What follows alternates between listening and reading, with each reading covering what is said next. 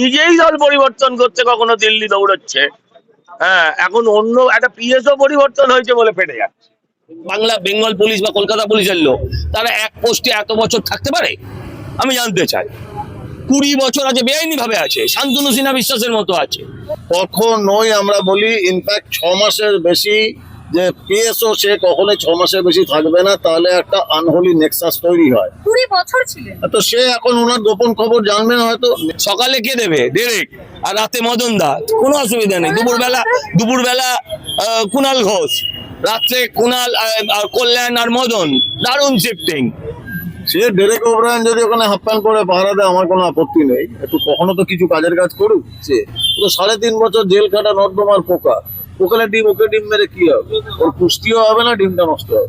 আরে বেকার হয়ে গেছেন উনি, এখন হকার নিয়ে ছাড়া কি করবেন উনি? উনি তো নিজেই বেকার হয়ে গেছেন, হকার আন্দোলন নিয়ে রাস্তায় নামলেন। রাস্তায় নেমেছিলেন, রাস্তায় নেমে বলেছিলেন নির্যাতিতার ফাঁসি চাই, নির্যাতিতার ফাঁসি চাই, 3 বার বলেছিলেন। তো উনি এখন মাঠে নামছেন, রাস্তায় নামছেন, একটু শরীরের কথা ভাববেন। এত গরম পড়েছে, বয়স তো হয়েছে, কেউ অমর নয়। ভাইপোটাকে নামান। মানুষ রাস্তায় বসিয়েছে, তো 15 বছর গদিতে বসিয়েছিল, এবার রাস্তায় বসিয়েছে, তো রাস্তায় থাকবেই, এটাই স্বাভাবিক। অভিষেক বন্দ্যোপাধ্যায় কি খায়নি? বালি, কয়লা, ত্রিপল। আপনি আশ্চর্য হচ্ছেন, আমি বলি। আমি যখন সাংবাদিকতা করতাম তখন খবর করেছি, এখন দেখতে পাচ্ছি খবরগুলো সত্যতা। আমি প্রশ্ন করেছিলাম, উত্তর দিতে পারেনি। আমি তো প্রশ্ন করেছিলাম যে কোচ ক্যামেরাটা কি গোয়ালিকশন করেছেন, এখন উত্তর দিতে পারেন। ঠিক আছে। হ্যাঁ, ওদের মালিকের পায়ে হাওয়াই চটি আর 2 হাতে 2টো ঘড়ি, সময় কিন্তু তাও ঠিক হচ্ছে না। আর তাদের অ্যাকাউন্টে 2000 কোটি টাকা নাকি, ভাবা যায়? দেশের অর্থনীতি পাল্টে দেবে। আমি বলছি তৃণমূলকে ভালো করে ঝাড়লে, একদম নিচের থেকে ওপর অব্দি ভালো করে ঝাড়াই পোছাই যদি করা হয়, তাহলে পশ্চিমবঙ্গের যে আপনার 8 লক্ষ কোটি টাকা দেনা আছে ওটা মিটে যাবে। ওদের বাড়ির উল্টো দিকে তো কালীঘাট আছে, 2টো কলাইয়ের থালা নিয়ে বসে বললেই ঝামেলা মিটে যায়। আমি তো ভাবছি এখন পশ্চিমবঙ্গের বাকি যারা ব্যানার্জি পদবীধারী তারা কোর্টে গিয়ে এফিডেভিট করে চেঞ্জ করে ফেলে, ভাই আমাদের ব্যানার্জি পদবিটা চেঞ্জ করে দাও। তো সেই অবস্থা হয়ে গেছে। তাদের নামাজ নিয়ে কথা উঠছে, তাদের মুখে কোনো আওয়াজ নেই। তারা বলছে আমরা ব্রিগেডে খুশি, তারা বলছে আমরা যোগায় বসবো। হ্যাঁ, আর কিছু মিডিয়া আর ওই সিপিএম তৃণমূল এরা এখন ভাবছে যেভাবে হোক মুসলমান ভোট ধরতে হবে। মুসলমানরা বুঝতে পেরেছে, তারা জাতীয়তাবাদের পেছনেই থাকবে, রাষ্ট্রবাদের সঙ্গেই থাকবে। না না, আমার মনে হয় অরূপ বিশ্বাসকে খুব তাড়াতাড়ি আমেরিকায় ডেকে পাঠানো হচ্ছে, কারণ মেসি বলছেন যে আর্জেন্টিনা টিমে অরূপদা না খেললে, স্বরূপদা না খেললে আমি খেলবো না। খেলাটা শেষ হলেই ওবার ভেতরে। আরে একটা লোক এক পোস্টে, এরা সব কলকাতা বাংলা বেঙ্গল পুলিশ বা কলকাতা পুলিশের লোক, তারা এক পোস্টে এত বছর থাকতে পারে? আমি জানতে চাই। 20 বছর আছে, বেআইনি ভাবে আছে, শান্তনু সিনহা বিশ্বাসের মতো আছে। আরে পিএসওদের ঘর থেকে তো টাকা বেরোয়। কেষ্টর পিএসওর ঘর থেকে কত টাকা বেরিয়েছিল ভুলে গেছেন? পিএসওদের ঘর দিয়ে টাকা বেরিয়েছে এদের আমলে। ডেরেক ওব্রায়ান বলছে আমরা পাহারা দেব, তো দিক না।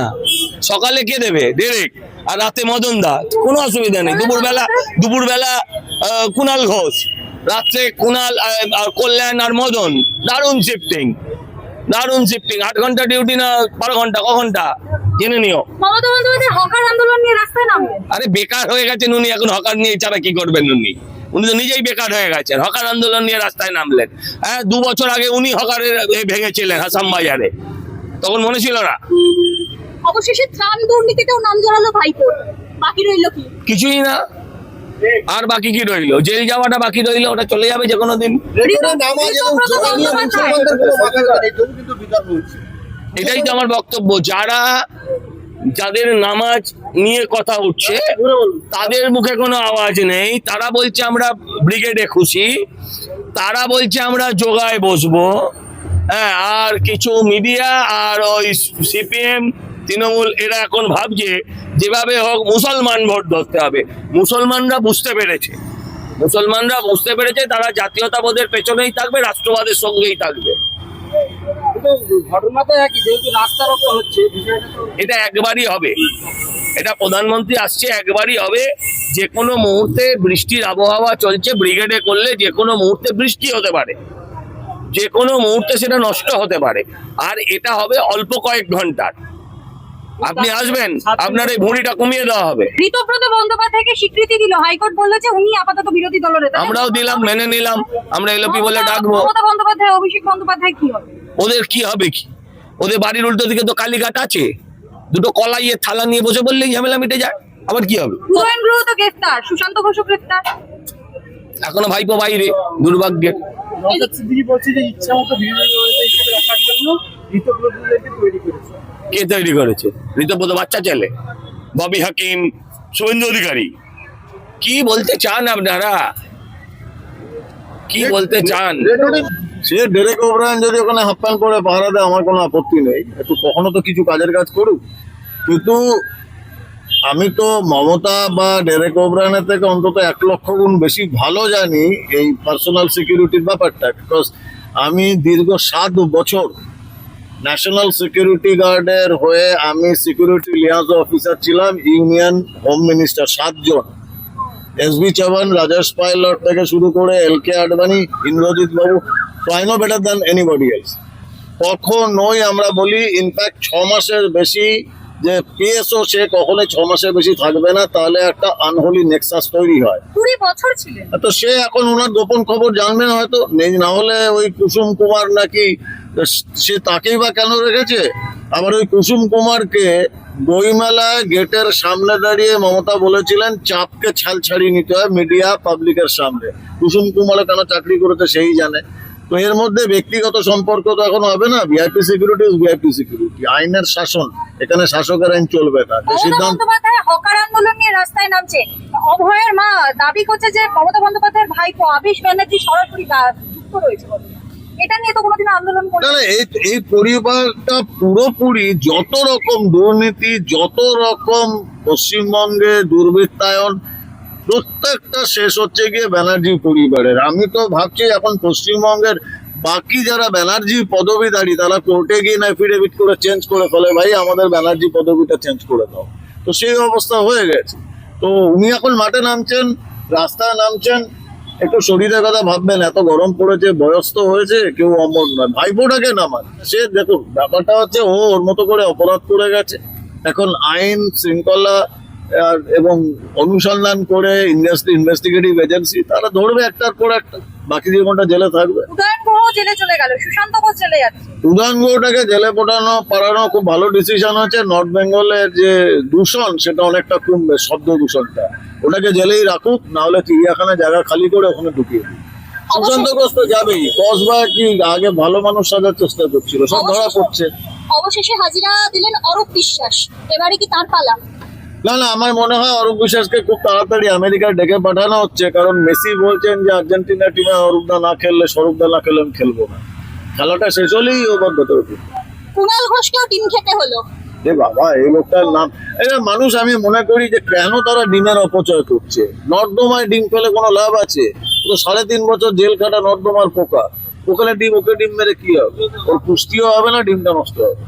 ডেরেক ওব্রায়ানরা বলছে যে আমরা বাড়ি পাহারা দেব। পাড়া দিক না, কাজ নেই তো, পাড়া দিক।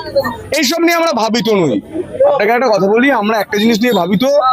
20 তারিখ পশ্চিমবঙ্গ দিবস, গোটা রাজ্যের মানুষের আবেগ, শ্যামাপ্রসাদ মুখার্জির যে অবদান, সেই অবদান এতদিন কংগ্রেস, সিপিএম, তৃণমূল তারা লুকিয়ে রেখেছিল, অপমান করেছিল, এবং সেটা পুনরুদ্ধার করতে পেরে আমরা নিজেরা গর্বিত। এবং আমি নিজে গর্বিত এই কারণে, কারণ যে মাটিতে এই ঘটনা ঘটছে, যে মাটিতে তিনি দাঁড়িয়ে বলেছিলেন যে পশ্চিমবঙ্গটা ভারতের সঙ্গে থাকবে, সেটা তারকেশ্বরের মাটি, যেখানে দেবাদিদেব মহাদেব তারকনাথ রয়েছেন, যেখানে শ্যামাপ্রসাদ মুখার্জি দাঁড়িয়ে স্বপ্ন দেখেছিলেন যে ভারতের সঙ্গে পশ্চিমবঙ্গ থাকবে, এবং তার মতাদর্শের সরকার এসেছে। এর জন্য আমি গর্বিত। আমি এসব নিয়ে ভাবিত। আমি কে কার বাড়ি পাহারা দিল দেবে, ইচ্ছা হলে দেবে। গ্রেফতার, আর বাকি থাকছে কি সুশান্ত ঘোষ। এবং পাপ বাপকে ছাড়ে না, শুনেছেন, আমিও শুনেছি। পাপ করেছেন সবাই জানতো, গ্রেফতার হবে। দেখুন, আইনের ঊর্ধ্বে কেউ নয়, কিন্তু তৃণমূল শাসনে দেখিয়ে দিয়েছে যে যদি তৃণমূলের একটা জ্যাকেট পরে নেওয়া হয় তাহলে সবকিছু করা যায়। চুরি, ডাকাতি, খুন, ধর্ষণ সবকিছু করা যায়। বিজেপি এসেছে, রামরাজত্ব প্রতিষ্ঠা হয়েছে, জঙ্গলরাজ শেষ হয়েছে। রামরাজত্ব মানে ছেলে মেয়ে চাকরি। হকার আন্দোলন নিয়ে, আরজিকর নিয়ে তাকে দেখা গেল। উনি নিজের প্রফেশনটা খুঁজে নিচ্ছেন। অভিষেক বন্দ্যোপাধ্যায় কি খায়নি?